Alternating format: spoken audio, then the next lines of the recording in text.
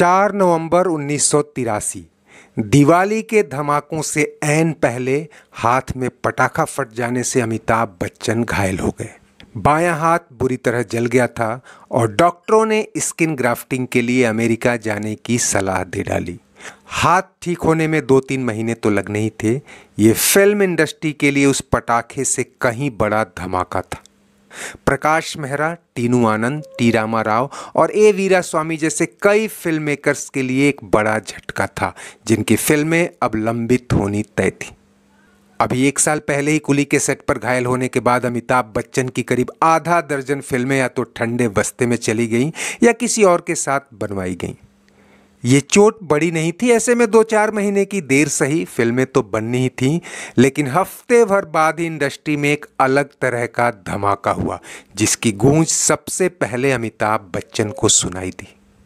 Producer क्रांति कुमार और south के डायरेक्टर दासारी नारायण राव ने एक प्रेस कॉन्फ्रेंस में ऐलान किया कि वो राजेश खन्ना को लेकर अवतार से भी बड़ी एक हिट फिल्म बनाने वाले हैं।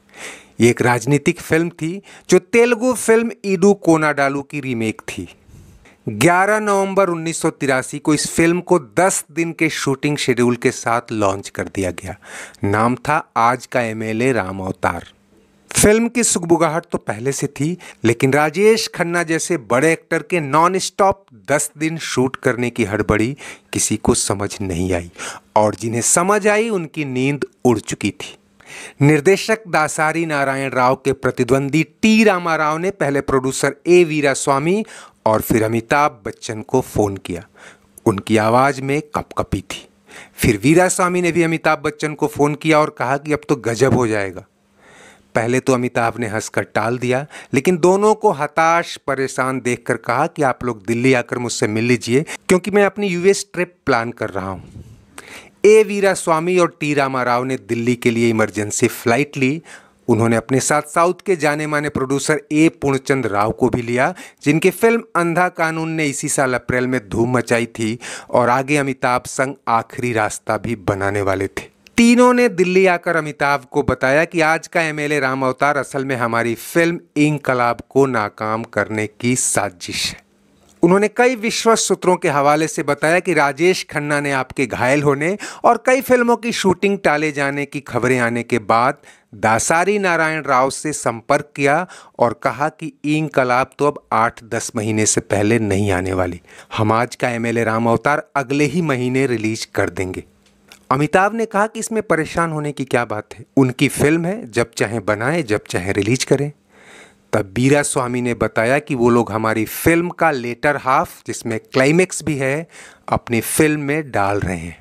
ऐसा हुआ तो अब हमारी फिल्म का कोई मतलब नहीं रह जाएगा। अमिताभ बच्चन को भरोसा नहीं हुआ, लेकिन फिर उन्हें ख्याल आया कि कहीं दासारी नारायण अपनी खुन्नस तो नहीं निकाल रहे मुझसे, क्योंकि सबसे पहले ये फिल्म आज का एमएलए उन्हीं को ऑफर हुई थी। लेकिन उन्होंने ये कहकर फिल्म ठुकरा दी थी कि पहले ही मैं एक पॉलिटिकल फिल्म इंकलाब में काम कर रहा हूँ। फिर दासारी ने अमिताभ को एक और फिल्म का ऑफर दिया था, लेकिन उन्होंने समय की किल्लत का हवाला देकर उसे भी मना कर दिया। उसके बाद दासारी ने राजेश खन्ना को अप्रोच किया और फिर धड़ाधड़ फिल्म की शूटिंग का प्लान आ गया। चूंकि दोनों ही फिल्मों के संवाद एक ही शख्स ने लिखे थे, डॉक्टर राही मासूम रजा, ऐसे में अमिताभ को लगा कि उनसे बड़ा सूत्र कोई हो ही नहीं सकता। टी रामा राव ने रजा को फोन किया, फिर मासूम रजा ने अमिताभ बच्चन से बात की और सारी स्थिति साफ कर दी।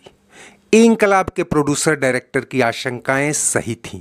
दासारी नारायण और राजेश खन्ना ने आज के एमएलए की मूल कहानी और स्क्रिप्ट में कई बड़े बदलाव कराए थे और कुछ सीन तो अपने ही पास सीक्रेट रखे थे। यानी साफ था कि वो इंकलाब की कहानी से मिलता जुलता बहुत कुछ करने वाले हैं। अमिताभ बच्चन के मुंह से निकला नाउ और नेवर, हमें जल्द से जल्द ये फिल्म पूरी करनी होगी। लेकिन चूंकि शराबी मेरा ऑनगोइंग प्रोजेक्ट है और इंकलाब की डेट्स तो वैसे भी बाद में थी, फिर हमें प्रकाश मेहरा से बात करनी होगी।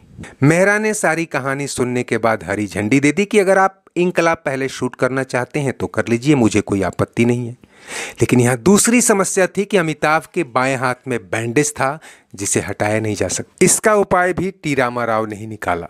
आधी फिल्म तो शूट हो चुकी है, बाकी हिस्से में अमिताभ के किरदार पर हमले वगैरह दिखा के हाथ में बैंडेज पहना देंगे, कहीं फैशन में हाथ पर रुमाल बांध लेंगे तो कभी हाथ जेब में रख लेंगे। और दोस्तों यही ट्रिक प्रकाश मेहरा ने भी अपनी फिल्म शराबी में अपनाई थी, क्योंकि अमिताभ शराबी के कई सीन में हमेशा जेब में हाथ डाले दिखे थे।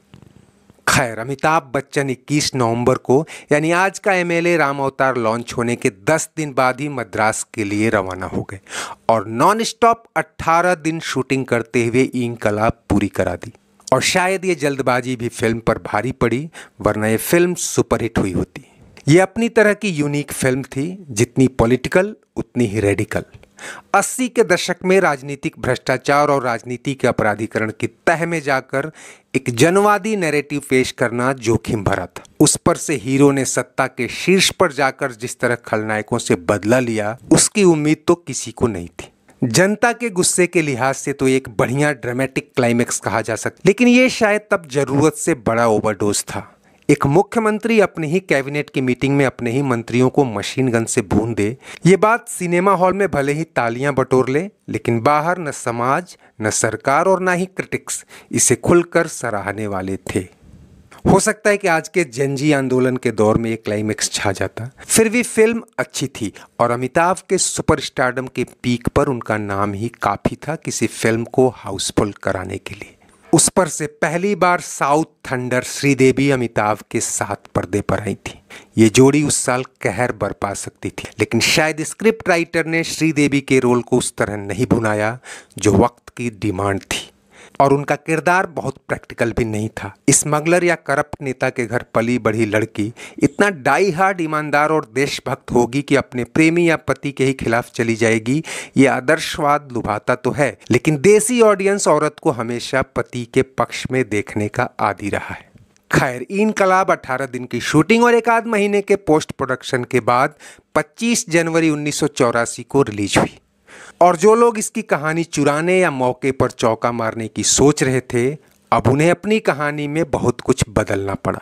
ऐसे में जो फिल्म 10 दिन में शूट होकर अगले ही महीने सिनेमाघरों में उतारी जानी थी, 3 महीने की देरी यानी 23 मार्च को आई।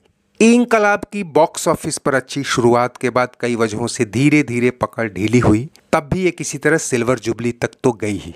हालांकि उस दौर में अमिताभ बच्चन के लिए हिट का पैमाना भी सिल्वर जुबली से कम नहीं था।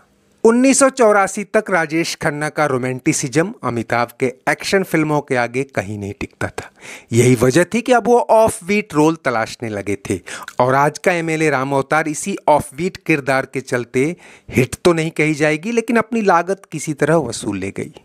उधर अमिताभ ने स्किन ग्राफ्टिंग के लिए अमेरिका जाने से पहले प्रकाश मेहरा की फिल्म शराबी भी जेब में हाथ डाले डाले पूरी करा दी और वो साल की तीसरी सबसे कमाऊ फिल्म साबित हुई। इनकलाब कमाई में तो उससे पीछे छूट गई, लेकिन साउथ के फिल्मकारों के लिए अमिताभ को भुनाने के कई सबक छोड़ गई और इसे भुनाया ए पूर्णचंद राव ने फिल्म आखिरी रास्ता में, उसी श्रीदेवी के साथ।